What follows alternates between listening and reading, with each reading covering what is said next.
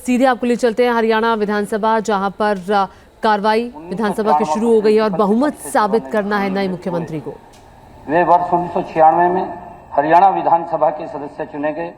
वे 22 मई 1996 से 14 दिसंबर 1999 तक हरियाणा विधानसभा के उपाध्यक्ष रहे। वे कई सामाजिक संगठनों के पदाधिकारी भी रहे।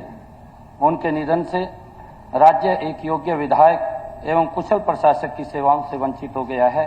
यह सदन दिवंगत के शोक संतप्त परिवार के सदस्यों के प्रति अपनी हार्दिक संवेदना प्रकट करता है। कादियान साहब। थैंक यू स्पीकर साहब। ये शोक प्रस्ताव आया है।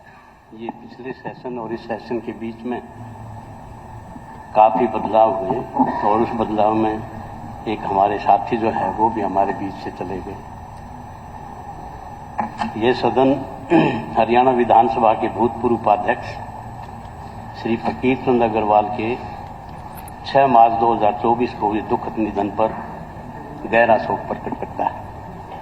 उनका जन्म 2 फरवरी 1932 को हुआ। उन्होंने वर्ष 1954 में एस.ए. जैन उच्च विद्यालय अम्बाड़ा शहर में विज्ञान अध्यापक के रूप में शैक्षणिक जीवन की शुरुआत की।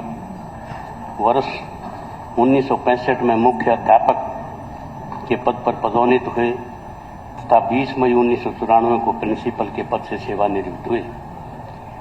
वे वर्ष 1996 में हरियाणा विधानसभा के सदस्य चुने गए। 22 मई 1996 से 14 दिसंबर 1999 तक हरियाणा विधानसभा के ऑनरेबल डिप्टी स्पीकर रहे।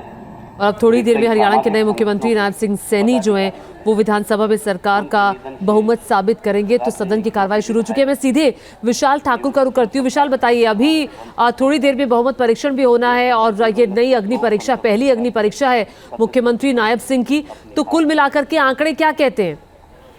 देखिए, बिल्कुल जिस तरह से विधानसभा की जो कार्यप्रणाली है वो शुरू हो गई है और जिस तरह से जो आंकड़ा है, बहुमत का आंकड़ा है 46 चाहिए, तो भाजपा के पास 40 से ज्यादा जो है वो वोट हैं। जिस तरह से जो निर्दलीय हैं वो भाजपा के साथ खड़े हुए हैं। हालांकि जजपा ने 3 लाइन का व्हिप जारी किया है, लेकिन उसके बावजूद उनका एक विधायक जो है वो सदन के अंदर पहुंच चुका है। यानी कि सरकार का जो आज फ्लोर टेस्ट हो रहा है उसमें बहुमत जो है वो भाजपा के साथ है। अब देखना होगा कि जब फ्लोर टेस्ट की बारी आती है तो कितने वोट भाजपा के पास खड़े होते हैं और दूसरे विपक्ष में पड़े होते हैं।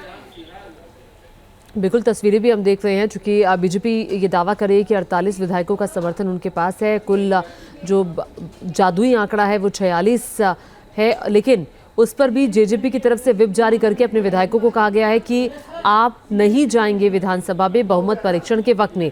अब विशाल, आप कह रहे हैं कि एक विधायक जेजेपी का पहुंचा है अभी विधानसभा में?